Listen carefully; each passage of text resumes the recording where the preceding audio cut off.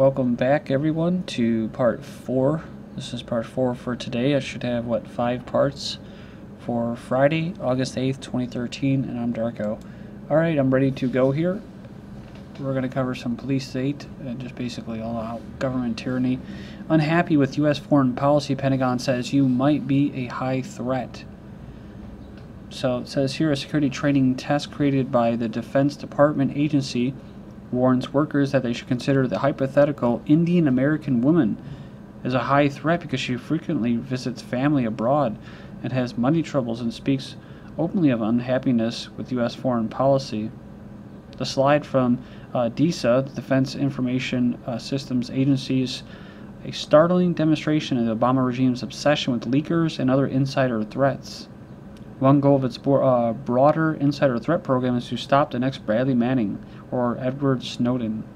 And I guess this is a little snapshot of it for the purposes of this challenge. High risk, 3 indicators, medium, low risk, 0 indicators, visits family India twice a year, adequate work quality, speaks openly of unhappiness with the U.S., car was recently repossessed while at work. Based on the statements, this employee demonstrates divided loyalty. Paired with her financial difficulties and foreign travel, she is a high threat. Wow. So see, that has nothing to do with nationalism or actual threats to a sovereign government. This is you are a threat to the global system, to the monetary system. So several million people have been taking this training course. It says so far there has been only 1 complaint. He added that the next version will basically stress more on behavior and not personal characteristics or beliefs. So Senator Feinstein is at it again during a shield law debate. Real journalists draw salaries. So legislators are still trying to put together a national shield law for journalists. This is the 3rd such effort at a national level, and as usual are bogged down by a semantic debate about who should qualify for these protections, despite freedom of the press being hardwired into the system and the fact that a government effort to protect journalists from its own actions, it says here, lies somewhere between ironic and disingenuous. The pursuit of a credible shield law continues. The bill of definition, journalist, seems straightforward enough, but it also adds a stipulation which is a bit more troublesome. The person also must intend to report on news at the start of obtaining any protection information and must plan to publish that news. The big thing is who the government feels is worthy of the title journalist. So it says, of course, if someone is a journalist, it stands to reason that they're always planning to publish their findings, but that find might be a lot harder to prove when the government starts slinging subpoenas. As far as the earlier quote, Feinstein suggested that the definition compromise only journalists who make salaries, saying it should be applied to just real reporters. So she was wondering if it could be used to provide protections to employees of WikiLeaks. So, leaking information to the public, I'm concerned that this would provide special privilege to those who are not reporters at all. And Press TV switches to new YouTube page after ban. Press TV has created a new YouTube page weeks after Google disabled the alternative channel's access to its official YouTube page without giving an explanation. They said they disabled our official page's account, citing a violation of terms of services, but clarified neither the nature of the so-called violation nor did it mention the services in question. Meanwhile, an article of the official website of the Israeli-American Anti-Defamation League has accused Press TV of bypassing the West's sanctions by broadcasting live via YouTube and other internet mobile platforms. Lastly, Press TV has yet to find out whether there's a link between the ADL statement and the blocking of its official YouTube page. Then you have the NSA to cut system administrators by 90% to limit data access. Hit by disclosures, Snowden said Thursday it intends to eliminate about 90% of its system administrators to reduce the number of people with access to secret information. Again, you always have to think, as far as the system, the way it goes, they're always, how do you say it, adapting, right, to situations, to changes. So they're not always losing. A lot of times they just shake it off and then they move to something else, like Kurdistan, with Syria. They're losing some big battles there in Syria to the Syrian government, so then they just move on to Kurdistan and try to create an autonomous state, closer to Russia, fracture the state, balkanize it, and as far as this goes, leaking of information. Now, if this really did happen, it was a legitimate grassroots whistleblower, which I'm always hesitant. My just intuition, gut tells me to be wary of these types of things. But either way, let's say it was grassroots and it was real. Let's say, we're talking about AI now, right? So we're talking about the surveillance and handling of data. Well, you can't trust people, just like drones, right? Like the one professor expert was saying that autonomous drones are more ethical in killing than human beings because they'd be more accurate. Well, couldn't the same argument be made by the same type of people, that same mentality that, well, as far as gathering intelligence, it may be better to just leave it up to the AI and to the machines, computers, supercomputers, and robots instead of people, because people, they have brains, they have hearts, and minds, souls, and morals, and see, that can conflict with the order. So let's just convert all this, and not that they're going to hire another 90%. No, they're just not going to come back. That's why I said before that it's a good chance that the AI is already kind of in semi-control right now. Once it becomes completely aware that it's been enslaved by humans, well, then it's going to turn around and try to destroy us and enslave us as well. Deputies climb through window into couple's home without a warrant, hold them at gunpoint, and shoot their 2 dogs. So, Florida couple was asleep in their bed when the group of Escambia County Sheriff's deputies climbed into their home without a warrant, held them at gunpoint, cursed at them, threw a woman on the ground, cuffed them, then entered the bedroom, proceeded to shoot their 2 dogs, hurting one so badly he had to be euthanized and injuring the other with a bullet to his leg. So their statement was that they were looking for a suspect who they believe may have entered the home and wanted to assure the safety of the occupants. You think that, if these people were, let's say, you could tell they probably don't have as much income as, say, someone $500,000 in a nice big house and didn't have tattoos, I would doubt that the sheriff's deputies would become storming in there saying that they're there to protect them and shoot their dogs. It wouldn't happen because they'd be sued. But they know that these poor people here, they're not going to take them to court. Nothing will happen. Miami Beach police officer involved in failed tasing of teen put on paid leave.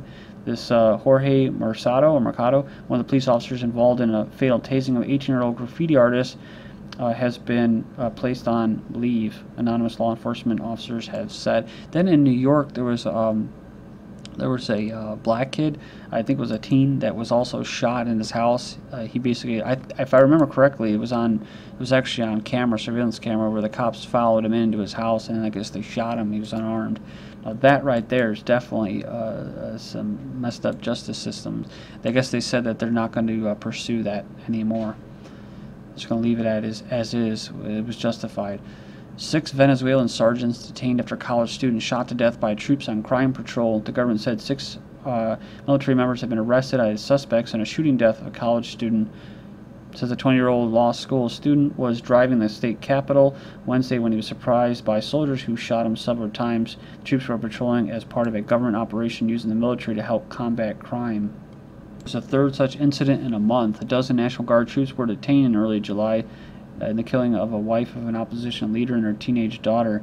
So this is what happens. You even have the same people, like those family of that individual I was talking about, the black in New York, was that what? They'll say, well, we got to get the National Guard. They say in Chicago, New York, and these urban areas, LA, we got to get the National Guard out there, end this madness. No, you need to have decision making. You need to be free. You need to have the ability to question authority and its legitimacy, and actually start to be prosperous and trade the way you want to trade and live the way you want to live and put in your body what you want to put in your body, and don't tell anybody else that you can and can't do it.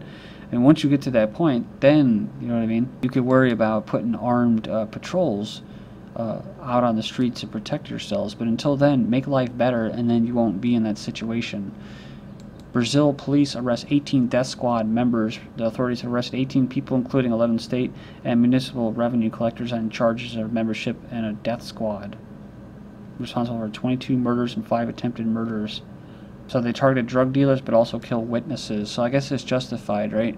In that type of philosophy or mentality, moral code. And this is all the stuff that they promote, like Batman and all that crap, Dark Knight, Dark Hero, the Watchmen type mentality. Ex-Border Patrol agents warn because the thing is the government's deal in drugs themselves. They just want a monopoly on drug dealing. So, they don't have some kind of authority of morality. They care about what people put in their bodies. Ex-Border Patrol agents warn politicians helping cartels in the United States. So in an open letter to public in late July, several retired Border Patrol agents wrote on behalf of the National Association of Former Border Patrol Officers to warn that Mexican drug cartels are actively operating inside the U.S., spending millions every year to try to build their networks here. They argue that American politicians are protecting their activities as well, so no shocker. 2 Mexican teens said van sold by U.S. government had cocaine from August 8th. Mexican family says that a van bought at the U.S. government auction came with an unwanted extra, an undiscovered package of cocaine beneath the dashboard.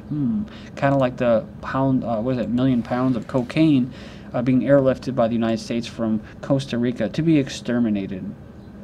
Norwegian neo-Nazi musician pleads for public health help to sue French officials. So he has a true Viking look now. I guess he's been in prison for a while, but he's finally got out. The Norwegian neo-Nazi musician who was arrested in France on suspicion of plotting a major terrorist attack has called on the public to help him financially. He says, naturally, we are angry. We want to sue the authorities for arresting us for no good reason whatsoever, doing in the most brutal way possible and with children present. So he described the way he and his wife were arrested, noting, police shot our door open, traumatized our children, threw my pregnant wife and me in holding cells and kept us there for 2 to 3 days and placed our scared children in the care of their grandparents. Lucky not the state, right? So Varg was arrested in southwestern France last month after his wife bought 4 rifles. He was planning a massacre. Well, was he? It says here the French Interior Ministry says that he constituted a potential threat to society. In other words, he poses a potential threat to the order. There's all kinds of history. It goes long back. You guys probably already know about it. But my own kind of theory is I wonder the whole church bombings, the whole church setting on fire and everything. These guys are kind of into more going back to the roots of paganism. But I almost wonder if these church burnings were actually kind of a psyop to blame on people like himself, and I guess there was a stabbing or something like that. He says he was set up or something like that, but it just makes me wonder if that person, the other band member or whatever, was actually kind of part of this psyop, and that's why he stabbed him. Cameron seduces Brits with £100,000 to win fracking support. Trying to woo Britons with promises of lower energy bills and more jobs, the Prime Minister warned it would be a big mistake to miss out. See, scare tactics, fear, to miss out on the shale gas revolution, and promised communities £100,000 immediately in upfront profit or payoff. Read the quote, it's actually what it is, but not just to local council, but actually to local people so that people can see the cash benefit in their local village. Fukushima plant leaking 300 tons of toxic water into the sea daily. Government official in Japan on Wednesday said an estimated 300 tons of contaminated water is leaking into the ocean per day from crippled Fukushima nuclear plant. Next up, U.S. investigates mass death of dolphins from August 9th. This is after I just covered this. So, stranded dolphins are washing up along the east coast in the U.S. with 124 deaths reported in July. With an alarming death rate 7 times higher than usual, the feds have declared it an unusual mortality rate. So you think...